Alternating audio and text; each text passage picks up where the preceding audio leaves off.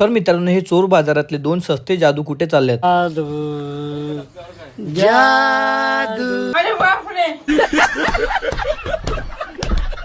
तर भावनो, काल रात्री आपली ऍक्टिव्हा ती बंद पडली होती आणि भावाने मित्राची गाडी घेऊन आलो होतं घरी. मग आता चाललोय आपल्या ऍक्टिव्हाला बघायला काय झालं. रात्री मग या ठिकाणी आपली गाडी ठेवली होती. आता बघतो तर चालूच नाही होत. मग टोचन मारून त्याला गॅरेजला घेऊन. आता भाऊ बोलतो की रात्री चालता चालता अचानक बंद पडले. पेट्रोल बघितलं तर पूर्ण पेट्रोल आहे, पण आता बघतो गॅरेजला नाही. लगेच आपली गाडी गॅरेजला घेऊन आला आणि तो गॅरेजवाला बोलला की गाडी ठेवून जायला लागेल. मग लगेच आम्ही तिकडून निघालो. माझ्या भावाने त्याच्या फ्रेंडची गाडी आणली होती, ती पण त्याच्या घरी नेऊन सोडली. त्यानंतर मग सुरतला बोलवलं आम्हाला घेऊन. आता आपले सस्ते 3 जादू झालेले आहेत. जातो आम्ही डायरेक्ट घरी.